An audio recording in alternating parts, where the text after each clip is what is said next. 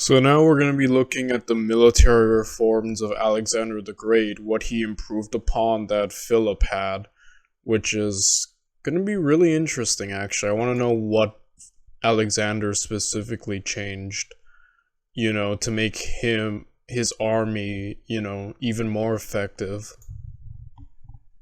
Oh,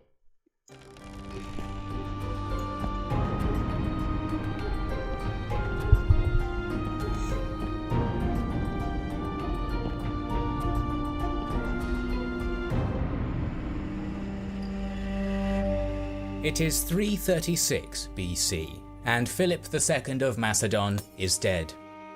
In his lifetime, he had completely overhauled the Macedonian army, transforming it into the greatest force the Hellenic world had yet seen. In this episode, we shall cover the evolution and reorganization of the Macedonian army during the reign and conquest of Philip's son, Alexander the Great. Arguably, the element of the Macedonian army that evolved the most during Alexander's conquests was his siege machinery. Just as his father had before him, Alexander quickly embraced the great potential of siege warfare for his campaign. Ladders remained the most cost-effective way to capture a settlement, and we know Alexander took many smaller towns using them. Yet to conquer the more formidable defences of the larger Achaemenid fortresses, Alexander required more complex, awe-inspiring engines. Just as Polyidus was for Philip, one engineer was crucial to the evolution of siege machinery during Alexander's infamous campaign. His name was Diades. A resident of Pella, Diades had been a student of Polyidus and succeeded him as chief engineer at the time of Alexander's accession.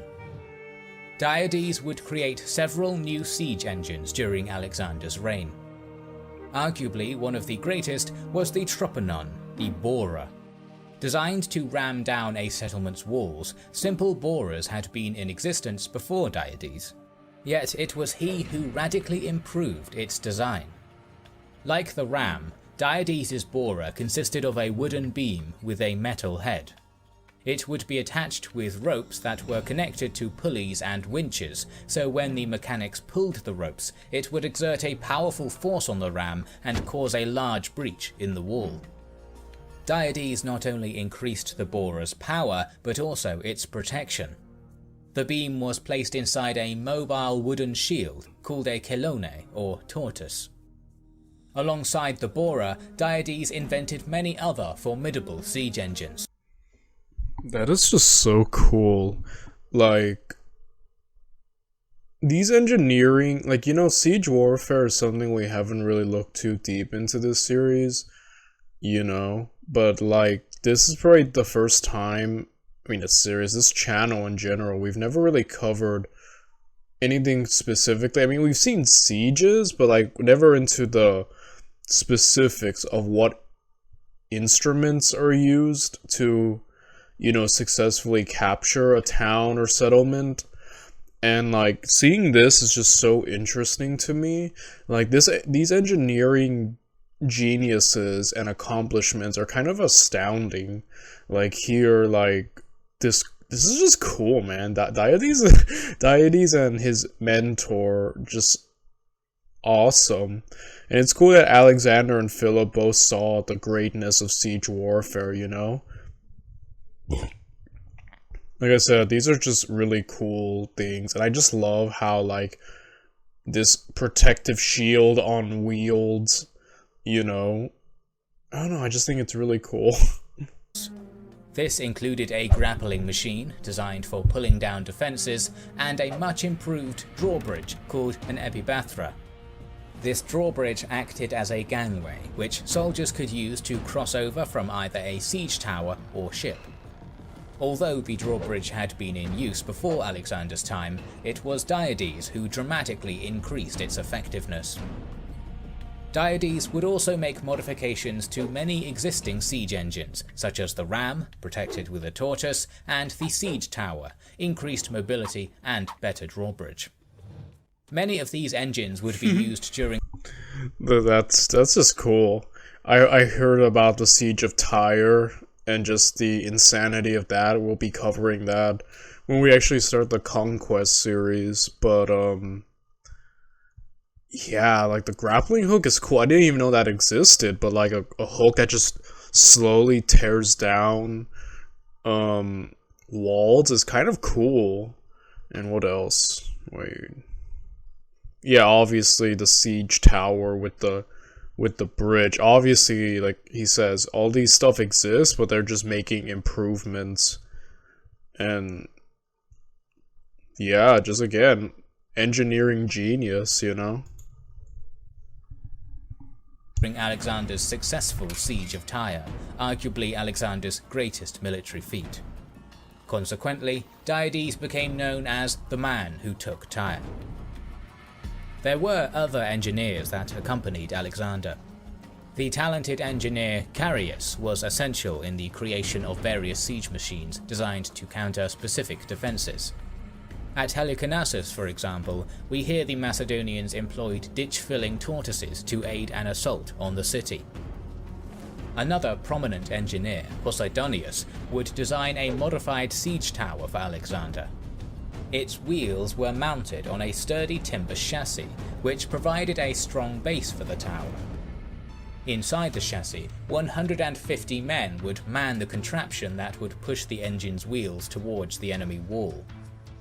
As well as containing other levels for stone-throwing torsion catapults or lithoboloi, the tower had two main floors. One floor was placed at a level that would be the same height as the opposing battlements. The other level was placed higher up, level with the top of a defending tower. A drawbridge would be lowered when the tower reached the wall, through which the attackers would cross over onto the defences. Facing such a complex and deadly mobile machine must have been terrifying for any defending force. I agree, it's the complexity of, you know, these inventions. Like, the Macedonians were ahead of the game in terms of military and just technology, you know? Like, this happened over 2,000 years ago, and like I mentioned in a past video, you wouldn't imagine like such advanced technology in the past, but like, yeah, it just goes to show just like military engineering and what it can accomplish, and it just really is super like interesting to see it and like how well they worked it. And again, just like, as someone who's pretty ignorant of the weapons, I mean, I do know about the rams in Siege Warfare, but I never really looked too deep into the specific instruments one uses to, you know, conduct a siege. So, like I said, this is kind of very new, but super, you know, informative to me, which I just think is super cool, you know? Significant developments would also be made to Alexander's artillery throughout his campaign. Polyidus' creation of the torsion catapult under Philip was revolutionary for siege warfare, and Diades and his fellow engineers continued to improve upon his initial design. By the start of Alexander's Persian conquest, no longer were these torsion catapults used to primarily fire arrows at the defenders themselves. Thanks to further advancements, they were now able to also fire stones with enough power to smash down enemy walls. They were called lithoboloi, or stone throwers. Very quickly, Diades, Carius, and... Holy crap, that's awesome. It's kind of like the predecessor, you know, when you see like medieval movies and then they have like the giant catapult and they just toss a stone at the wall. This is like, I mean, granted, I'm sure instruments like this must, you know, obviously it's just like, to go this far back is just so cool to see where it leads up to. Like I said, the advancement of technology in warfare has been one of the coolest things I've seen watching all these videos, you know? So, yeah, it's so far been one of my favorite parts of like reacting to history videos. And the rest of the Macedonian engineers made further improvements to these lithoboloi. At the sieges of Halicarnassus and Tyre, for example, we hear of highly destructive torsion stone throwers called petroboloi being used in Alexander's army. These devastating machines could either be wheeled or wheelless and could be placed on land, on siege towers, and on ships. Alexander continued to use other types of artillery, such as the arrow-firing torsion catapult, the successor to the non-torsion Oxybelus used by his father. Each of these machines provided covering fire for his troops and were manned by teams of specialized artillerymen. What made these great engines even more fascinating was their portability. It was Alexander who truly embraced the concept of designing siege equipment that could be dismantled and reused elsewhere. Throughout his campaign, both by sea and land, his army's great siege engines were dismantled, transported, and then reconstructed at various locations. During these— That's just so smart. Portable siege engines and like being able to, it's just so effective, and it keeps up with the mobility of Alexander and his army. Like, man, I can't wait for the logistics video, which is next, because quite frankly, like, the insane logistics of Alexander is great, but that's just so smart, just so innovative. From Philip to Alexander, so much military and technological innovations were done to the point where you could see it would dictate how war was fought for centuries after, you know? So, like, you can just see it. Siege of Gaza, for example, Alexander ordered Diades' siege engines used at Tyre to be dismantled and transported by sea to be quickly reconstructed. The Macedonian infantry and cavalry would also evolve during Alexander's reign. Upon his accession, Alexander inherited the most revered infantry force of the time. Yet he would quickly instigate changes to it. Perhaps to ensure their loyalty, Alexander quickly extended the name Peshetiroi, or Foot Companions, to include the entirety of his phalanx, while the elite infantry of Philip II became known as the Hypaspists. Whether the Peshetiroi of Philip were the same soldiers who formed the Hypaspists of Alexander is unknown. The Peshetiroi of Alexander's army experienced no significant changes for much of Alexander's conquest. Its soldiers remained in basic units of 16 men, called a decus, which could be combined to form a lokos of 128 men. 12 of these lokoi combined formed a battalion of 1,536 men. Small changes in structure, however, do appear to have occurred for the Hypaspists. New sub-commanders appointed by merit were introduced into the elite unit. Companies of 500 men were commanded by a Pentecostiarch, while units of 1,000 were commanded by a Chiliarch. The Hypaspists consisted of 3,000 men in total, so the unit had 6 Pentecostiarchs and 3 Chiliarchs altogether. Later, following Alexander's death, his Hypaspists would receive a new name to reflect their high quality: the Argoraspides, or Silver Shields, used most notably by Eumenes during his great campaign against Antigonus. From the Granicus in 334 BC to the Hydaspes in 326 BC, the Macedonian phalanx was the nucleus of Alexander's army.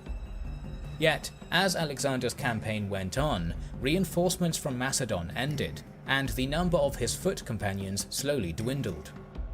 Alexander lost many of his Macedonians due to death, injury, old age, or being settled somewhere in his empire, and by 324 BC, less than 10,000 remained. Alexander had no option but to radically reorganize his Macedonian phalanx, incorporating Iranian infantry into the battalions. In each decus, only 4 of the 16 men remained Macedonians, stationed at the front and rear in the formation.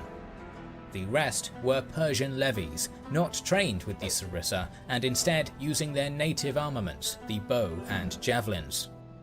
This mixed phalanx lacked the cutting edge and flexibility of the original, and thus did not stand the test of time following the death of Alexander.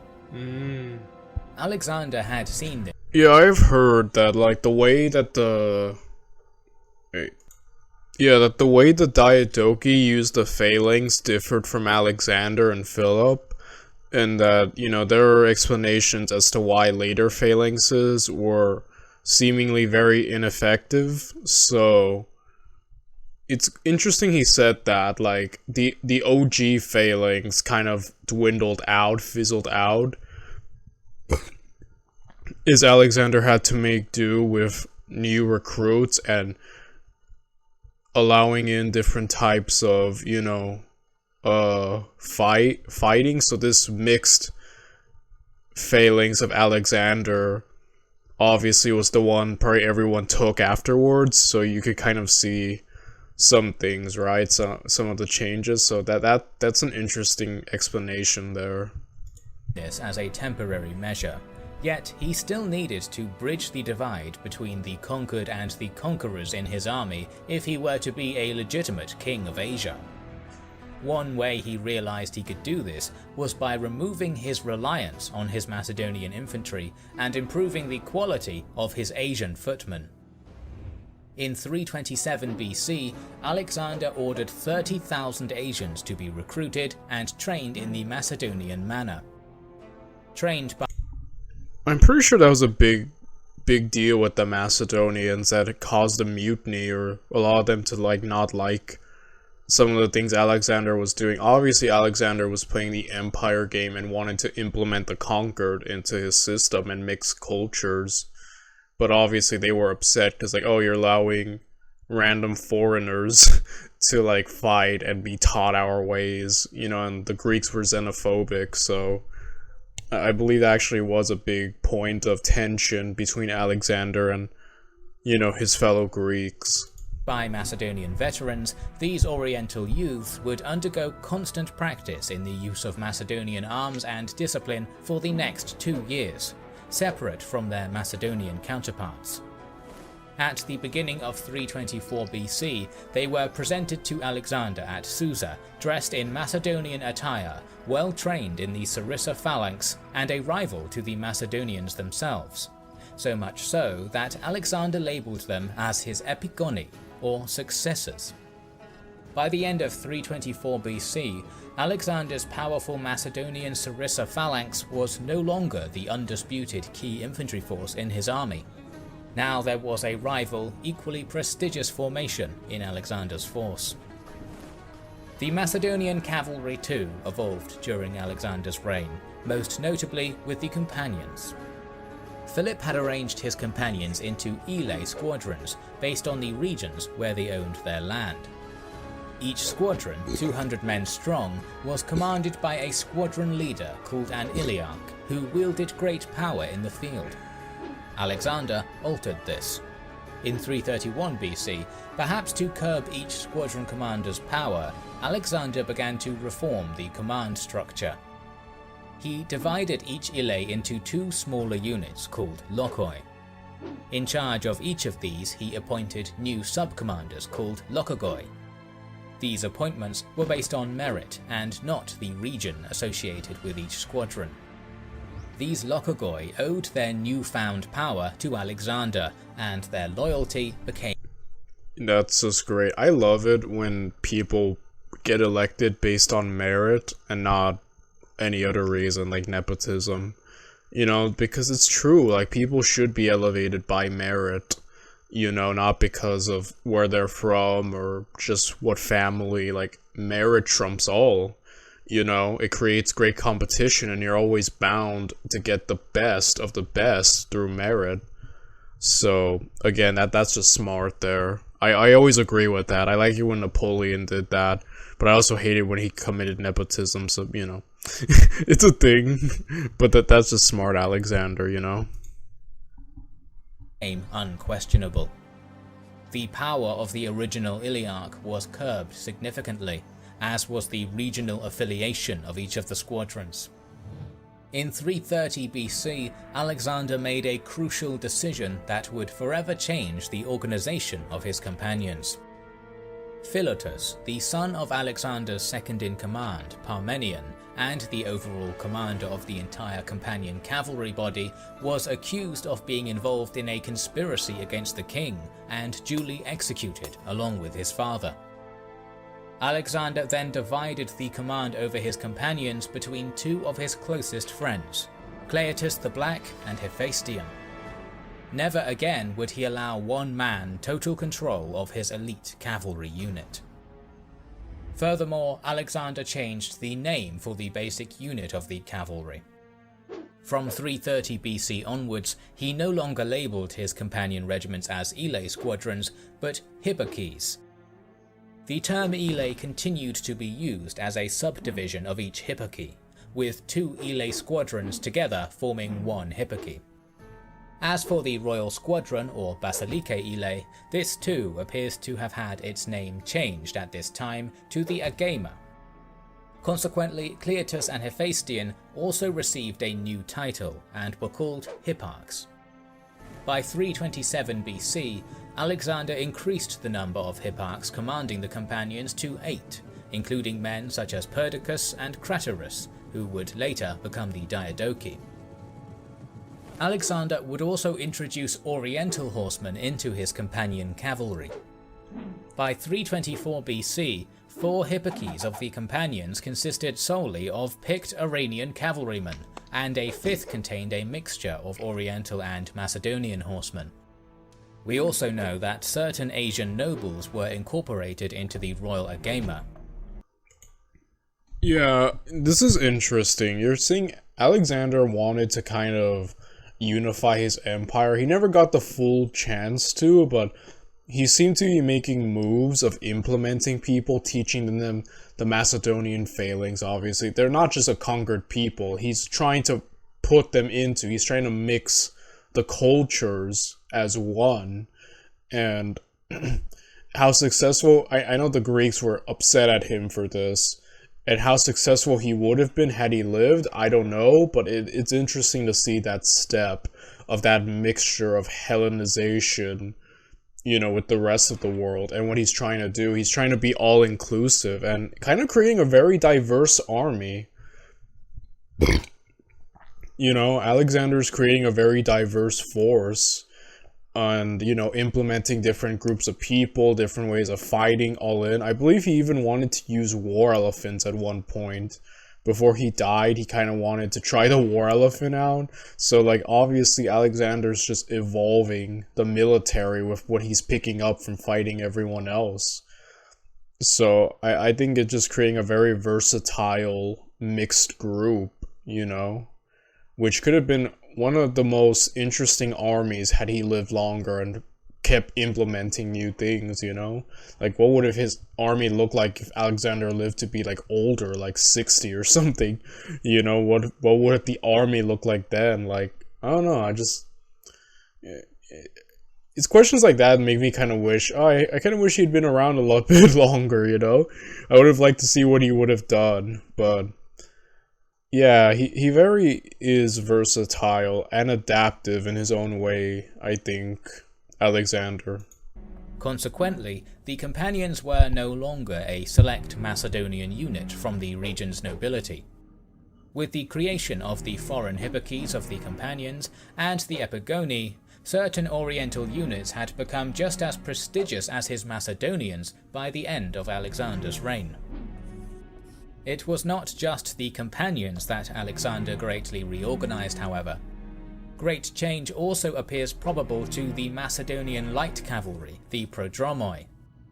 Following 329 BC, any reference to the Macedonian light cavalry disappears completely from our sources. What happened to the prodromoi is unknown, although many now suspect Alexander merged them with his reorganized companions and placed them within the new-look hipparchies. From then on, Alexander's light cavalry came mostly from his Asian units, such as his horse archers from Dahe. By the end of Alexander's reign, the Macedonian army had significantly evolved from that of his father Philip. We will cover other critical parts of his army in the next episodes, so make sure that you are subscribed to our channel. So I'll see you guys tomorrow when we cover the logistics. Until then, bye everyone.